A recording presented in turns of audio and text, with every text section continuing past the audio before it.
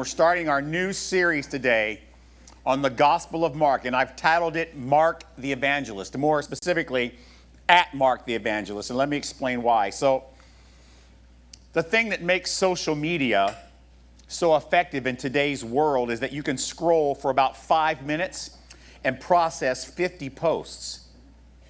The information is in nice little bite-sized pieces, unless, I don't know, some of you, you write 4 paragraphs on a post. Newsflash, nobody's reading all of it. See the see more part? I'm not seeing more. But for the most part, it's in bite-sized pieces. You can process a lot. And if you want to dive deeper into a post, you can. You can click on a link or do whatever.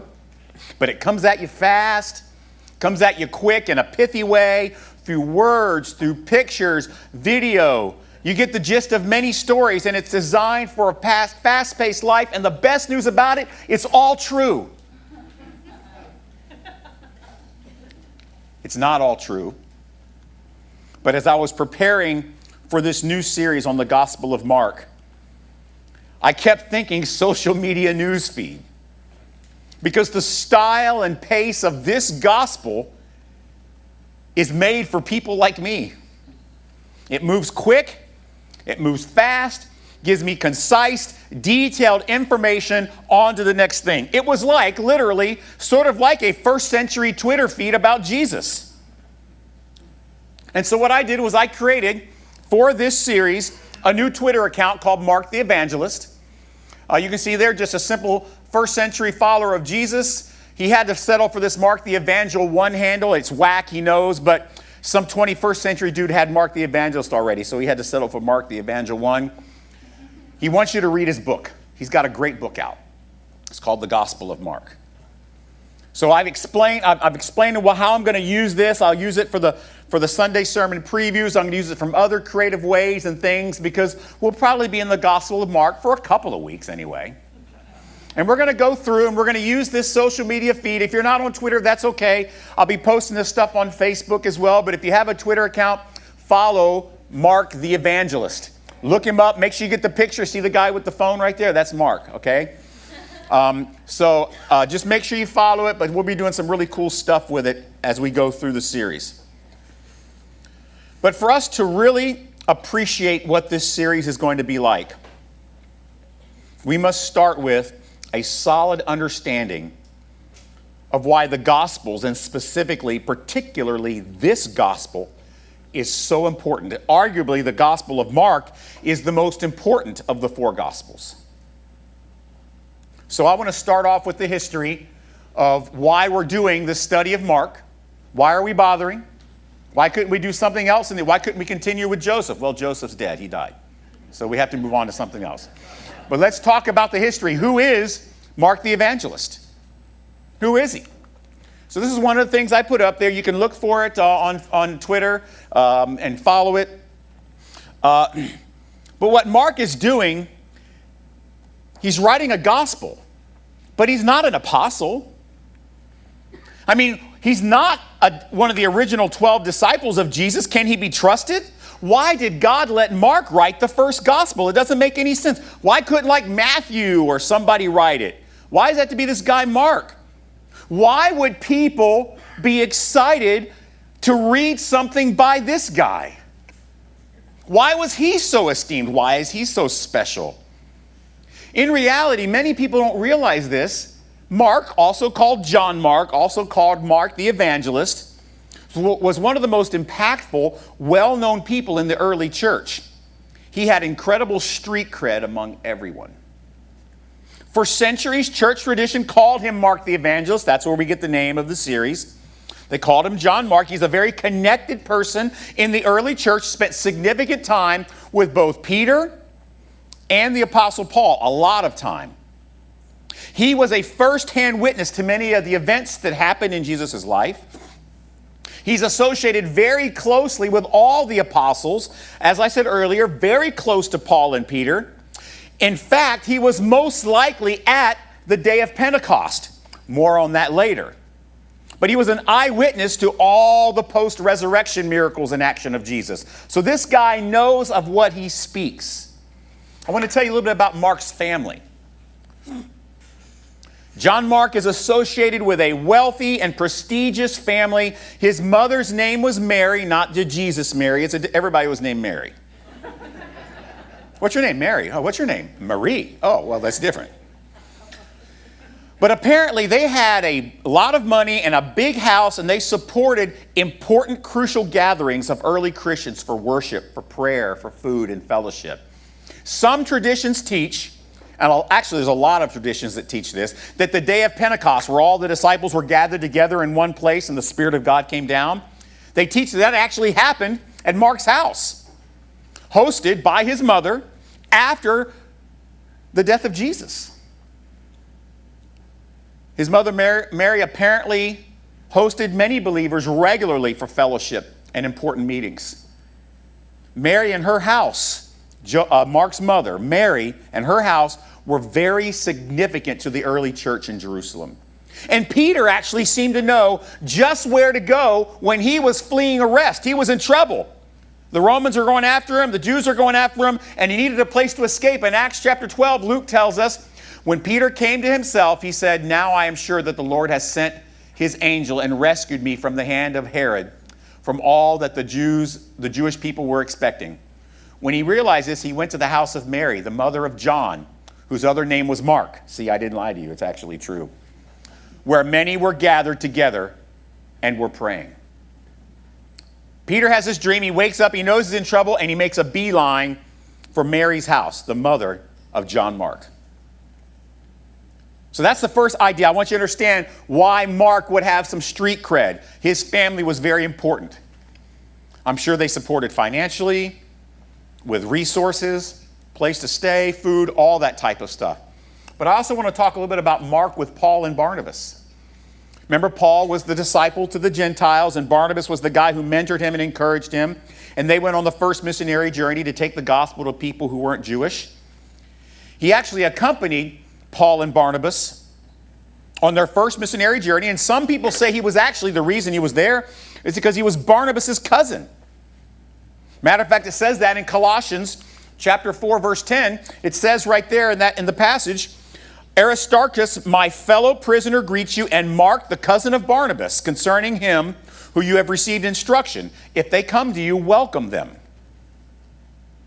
And some people speculate that when Mark was with Paul and Barnabas on their first missionary journey, his role was sort of like a recorder, a travel attendant, making sure they had what they needed and writing things down, making sure people knew what was going on, keeping a record. And as a matter of fact, later on we see that Luke calls Mark their helper in Acts 13:5. He makes sure that people understand that John Mark was an aide, an assistant, and a guide to Paul and Barnabas, the first missionaries to be ever sent out. But later on, there's a conflict. He's caught in a conflict between Paul and Barnabas. And John Mark leaves. Maybe he was scared. Maybe he was upset. But him leaving really frustrated Paul. And Paul held it against him for a long time.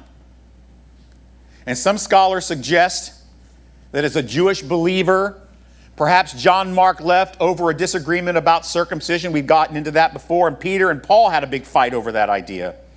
This is bolstered by the fact that Peter and Paul themselves had the big falling out. And John Mark, what we learn later, is actually very, very close to Peter. So you can see maybe what's happening here early on. There's a schism in the church. There's an argument over theology and doctrine, and people are picking sides. So this big rift happens. Barnabas sides with John Mark because they're cousins. But later, Paul and Mark reconciled. In 2 Timothy 4:11, Paul and Mark come back together. And Mark calls him somebody who's extremely useful to him in the ministry. Some people believe, as I do, you guys remember we did a series on 2 Corinthians, and there was one story in 2 Corinthians where Paul says, "I'm going to send to you a very well-known brother who's known for preaching the gospel." Maybe some of you remember that story. Many people believe that well-known brother was Mark the evangelist. In 2 Corinthians chapter 2, verse 18, Paul makes reference to that. And then the most important relationship in John Mark's life and Mark the evangelist's life is with Mark and Peter. Many believed that he developed this close relationship with Peter and that his gospel actually records Peter's account of Jesus' life and ministry. The Gospel of Mark is almost certainly a record of Peter's essential preaching about Jesus. The early church fathers unanimously assert this idea. As a matter of fact, there's a writer named Origen, who was a 2nd and 1st century scholar. Here's what he says about the Gospel of Mark. It was written by Mark, who wrote it according to the instruction of Peter, who in his general epistle acknowledged him as a son. Peter calls Mark a son in 1st and 2nd Peter, saying, "The church that is in Babylon elect together with you salute you, and so does Mark, my son." This is from the guy Origen. He's very close when it comes to time he lived, and so he was back in that 1st and 2nd century, so he would know more than anyone. And so the tradition follows that they were very close and they worked together. And it's fascinating if you think about it, because the flavor, and what you're going to learn, the flavor of the Gospel of Mark, the pace, is like how we think and perceive of Peter. Brash, quick reacting, no nonsense, full of passion. Next thing I want to tell you about Mark is his impact. It is believed that he was one of the original 70 sent out by Jesus in Luke chapter 10. And according to early church, Mark the evangelist, was the first missionary to Africa. He established a church in northern Africa. Tradition says around 68 AD he was martyred in Alexandria because of his efforts to evangelize pagans that were there. No other author has ever been suggested for the Gospel of Mark, and all the earliest church fathers and all the accounts acclaim it to be written by Mark the evangelist, same person. You can see now why Mark had a major role in spreading the gospel of Jesus throughout the world and why his words would be so important. So that's the history. There's a lot there, I know, but it's introduction and we have to cover that. So let's talk about the spiritual. What about God? What does he do and how does he do it? The Gospel of Mark is what the world needed. So I made this little Twitter feed I told you about. That was the first thing I posted. Hey guys, keep up with the news about Jesus the Messiah on my Twitter feed. Things are going to move fast, so try and keep up. And that's exactly what this gospel is like. The question is, why wasn't Mark written sooner? It was probably written about 25 years after Jesus. I mean, here's why. Because everyone knew everyone back in those days. Everybody knew about Jesus. They talked about it all the time. They were there. They would spread the word. But 25 years later, the testimony about what Jesus was and who he was and what he did, that began to get a little bit bifurcated, and it needed to be preserved by the eyewitnesses for those that had never seen or heard of Jesus. And it was very apparent at the time that it had come for things to be written down and written down fast. And that is why later on you'll learn the Gospel of Mark is actually the foundation for what Matthew and Luke used to start their Gospels. The church needed at the moment, though, an easy to read, easy to disseminate, broad overview of the story of Jesus and his miracles and his gospel. So God inspires Mark to write this fast-paced gospel, focusing only on the 3 years of Jesus' public ministry. He doesn't talk about Christmas. It's fascinating because this gospel is written not for Jews. The first gospel is written for non-Jewish readers, written for a Roman audience. He took time to explain some Jewish customs so they'd understand, but he used Roman time rather than Hebrew time. He used a lot of Latin in it to explain things. The first gospel was written for us, Gentiles, that God would call and save for the next 20 centuries. Of all the gospels, this is the only one for you, written to you, for you. This is the genius of the Gospel of Mark, church. Its simplicity. Because frankly, it could not be written any other way, or non-Jewish readers would never even pick it up. What is this 37 thing about Jews? I don't want to read it. But Mark's was short. His brevity was so crucial for the first century church. It really has become now in this day the gospel for ADHD people like me. In fact, get this. Now, you get a sense of how fast-moving this gospel is just in the first chapter, in the first 45 verses. It reads like a Twitter feed. The first thing he does, verses 1 through 8, is John the Baptist. That's the longest section in the whole chapter. Then he talks about the baptism of Jesus. That was a big deal, by the way, 2 verses. The temptation of Jesus, remember, 40 days and nights in the wilderness, right? A lot happening there. 2 verses. 140 characters. Jesus begins his public ministry. That's a big deal. 2 verses. He calls 12 disciples.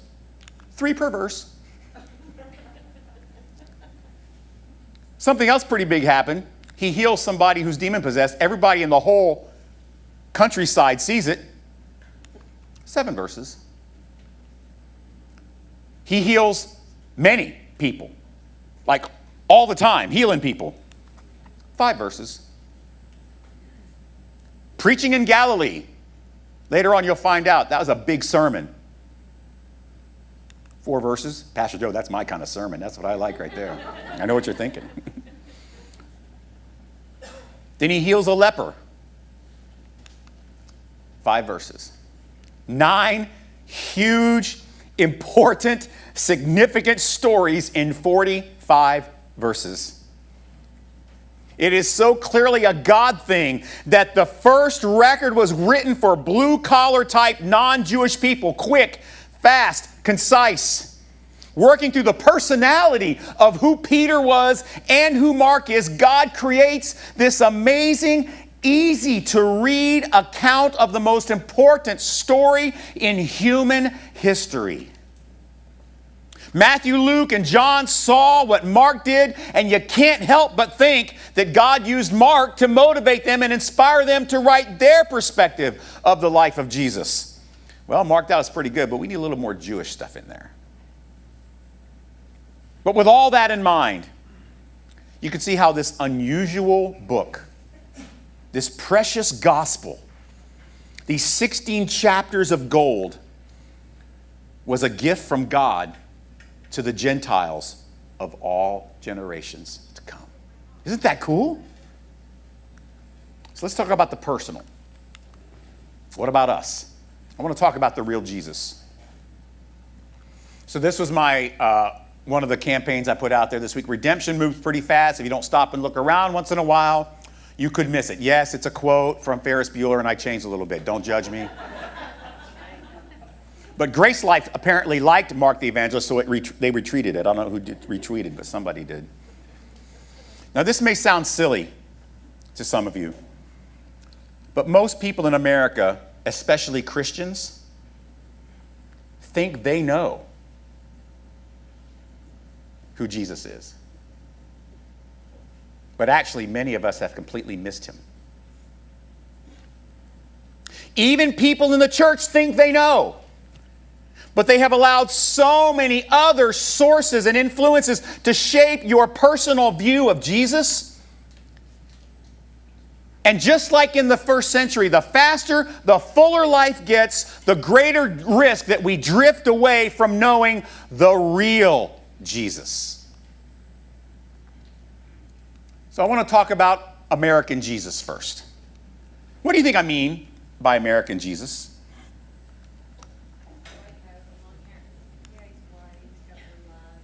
Yeah, all that stuff. What would Jesus do?